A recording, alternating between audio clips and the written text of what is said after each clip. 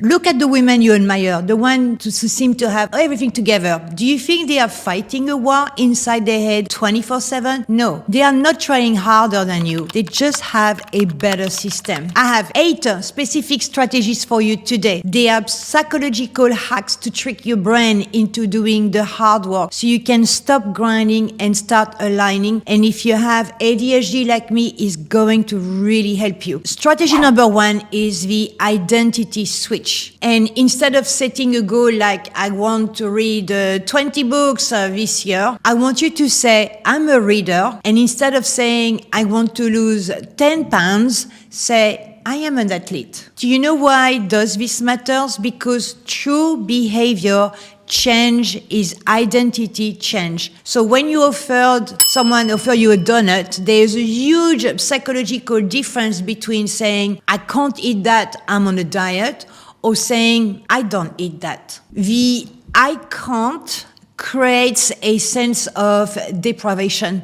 And because of that, it implies that you want it, but you are not allowed to have it. So that takes willpower. I don't. It's an identity statement. It implies power. It's just not who you are. I want you to pick one area where you struggle with discipline right now. Is it money? Stop saying, I'm trying to save. Start saying, I'm good with money. Even if you have $5 on your account, you have to embody the version of you who already has the result. Pause here for a second. For the money thing, I have 2 different bank accounts, and this is what I do.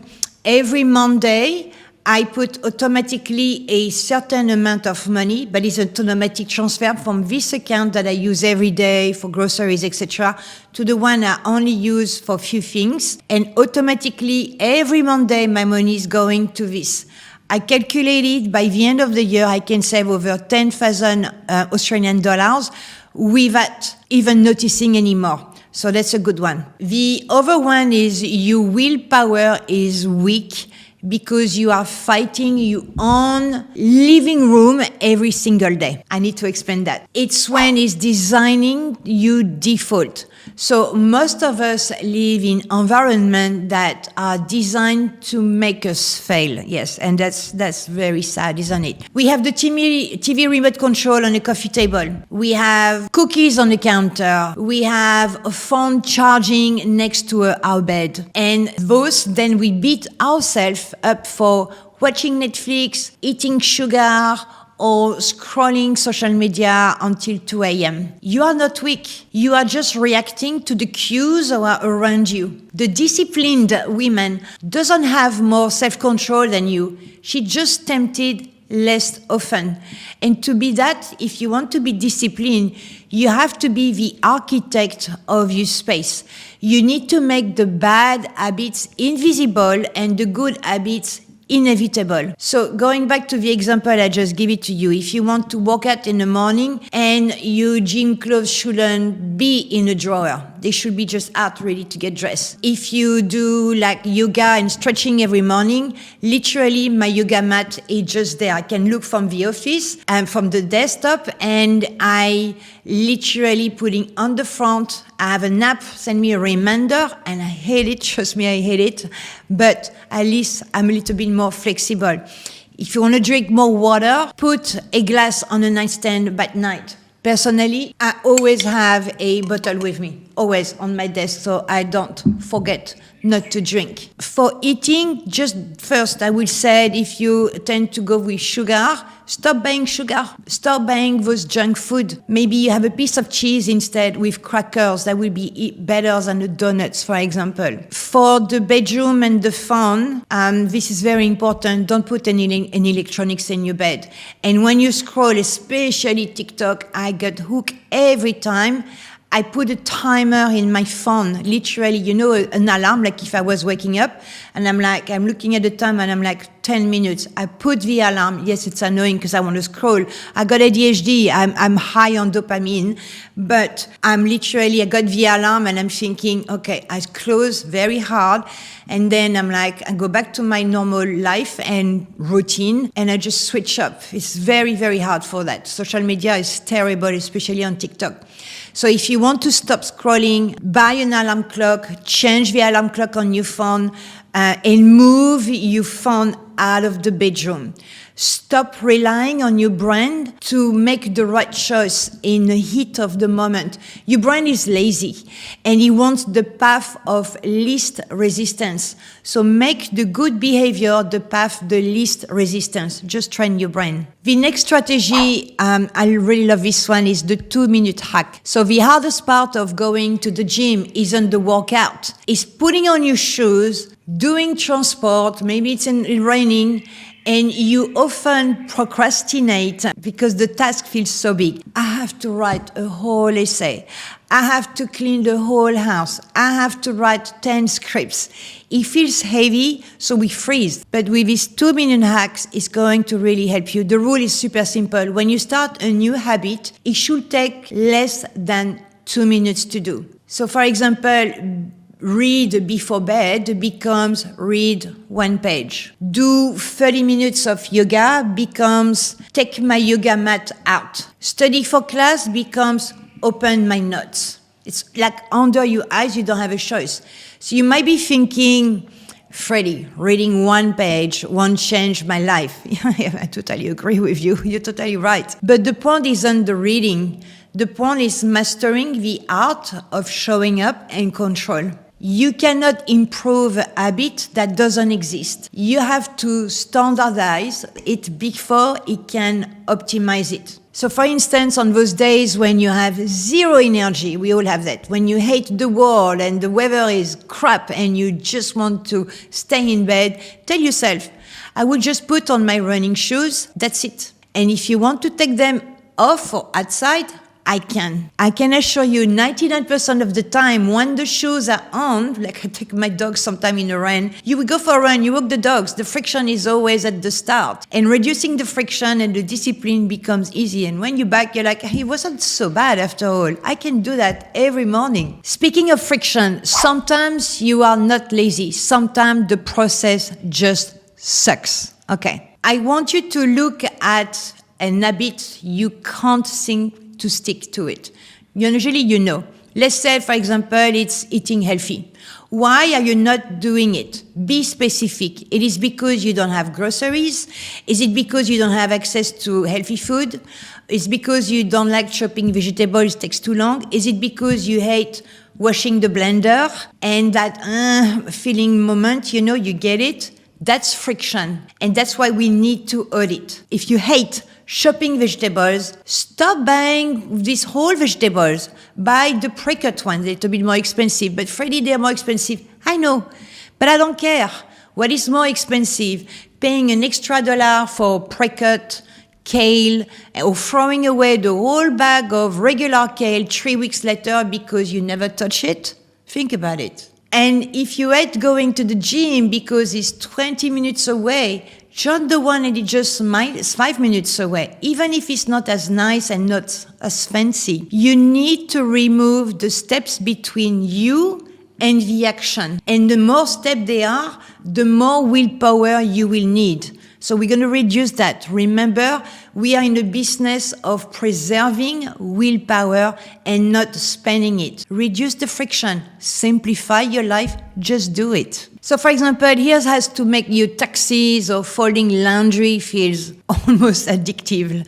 Folding laundry is not my stuff as well. This one is one of my favorite strategies because it allows to be naughty and disciplined at the same time. So the concept is super simple. You only let yourself to do the thing you love while you are doing the thing you hate. You see? So for example, if you love, like me, watching true crime YouTube videos, okay, but you are only allowed to listen to them or to watch them when you are cleaning the house. Do you love that trashy reality TV show? Great, no problem. You are only allowed to watch while you are on a treadmill. Do you love getting an overpriced vanilla latte? You can have it, but only when you are sitting down to do your monthly budget. You see, you mix the love and unlike. So suddenly you start looking forward to the treadmill. Suddenly you start looking forward to cleaning because you're going to listen to your favorite podcast, or you are hacking your brain for dopamine system. Works fantastically with ADHD. You are building a want with a should. I love podcasts when I'm cleaning the house. This works incredibly well. The reward is immediate, and you don't have to wait 6 months to see the result at the gym, for example. You get the reward of the TV show right now. I got another one because right now I'm struggling, and I don't know why, because I love walking my dogs. But the rain is totally crazy. We have floods and everything. It's the raining season, but this month is, And of course I have dogs and I don't have a choice, and I need to walk them. And I cannot wait. So I cannot wait later in the day. No, my dogs need to do poo-poo, pee-pee, So the only way I'm finding, outside of putting a lot of waterproof poncho and an umbrella, I'm listening to some music. This is the only time in the day I can listen to music. I still stay focused on my dogs and the danger of the streets here, but I'm listening to some music I really love. Calm me down. I'm looking at the rain. I'm like, I'm not the only one. At least my dogs are enjoying it. And hey, you know what? And when I'm back, I'm like, it was such a long time I didn't listen to this album. It feels really good. I'm energized. My dogs are happy, and I've done the thing. The other strategy is called never miss twice rule. Perfectionism is the enemy of consistency. And the moment you miss a day, you think, well, I totally ruined it, okay? You might just give up. No, absolutely not. Never miss twice rule will help you to go through life. Because guess what? Life happens. You get interruption. You will get sick. You will have a bad day at work. You will go on a vacation. You will miss a workout. You will eat the pizza with your friends when you eat healthy all week. And that's totally fine. One mistake is an accident. 2 mistakes is the beginning of a new bad habit. The never miss twice rule said, if I messed up today, my only priority, my only job in life is to get back on track tomorrow, not after tomorrow. So I don't care if your workout tomorrow is terrible. I don't care if it's just 5 minutes long. You just need to reclaim the vote of your identity, and truly it works. Because when you miss the day, one day, you don't shame yourself. Shame is a terrible fuel for discipline. Shame makes you want to hide. It makes you want to quit.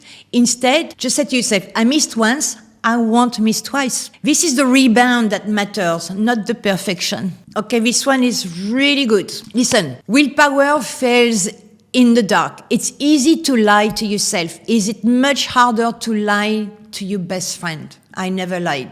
But especially to best friends. So strategy number 7 is public accountability. And when we keep our goal secret, we do it to protect our ego, and we think, if I don't tell anyone, then no one will know if I fail, right? I've been there too. So exactly, this is the problem. You are planning for your own failure because you don't share it. And if you really want to do something, if you really want, for example, lose weight, then you have to create a scenario where is it more painful to not to do the thing than you do it. This is why you talk to a friend or text and say, I'm going to the gym at 6 p.m. If I don't send you a selfie from the squat rack by 6:15, I owe you $50, and I mean it. Your friend's going to love you. That's going to give you a good trigger to do it. So because suddenly, staying on the couch costs you $15. Going to the gym is free. You have changed the stakes. You don't need a support group where people just cheer you on, say, oh, you went to the gym today. No. You need a accountability partner who will call you out, and the best friend will do it for you. You need stakes. You need to put some skin in the game. And finally, none of this matters if you are climbing the wrong mountain. And this strategy is about finding the why layer. A lot of you hate discipline because you are trying to force yourself to do things you don't actually care about. You think you should want them because society told you to. For example, if you think, I should get up at 5 a.m., why? Do you actually work better at 5 a.m.? Or did you just see the CEO do it on YouTube? I should run. Do you like running? Or do you just want to move your body? Because you could dance, you could walk the dogs, you could go for a swim or lift weights or take a yoga class. Discipline becomes torture when it's totally disconnected from your own value. And I want you to ask yourself, please be super honest, what is this discipline for? Is the discipline of saving money for a house? Or is it for freedom? Is it the discipline of eating healthy for weight loss? Or is it for energy? So when the why is strong enough, the how becomes totally manageable. If you find yourself constantly falling off the wagon, stop looking at the wagon. Looking at the destination. Do you even want to go there? Because obviously, if the answer is no, you need to stop torturing yourself. Pick a different goal. But if the answer is yes, then use all those strategies to get there no matter what. Tell me in a comment which one are you going to try this week. I read all of them. So consider to like and subscribe, please. Thank you so much. It helps to level up your life with me and it helps other women to find this video. What's next? Smart women, don't ignore these red flags. This is a very close to heart video. So important. I'm sharing so many personal stories as well. Thank you so much for being with me. You take care and I see you to the next video. Ciao, ciao.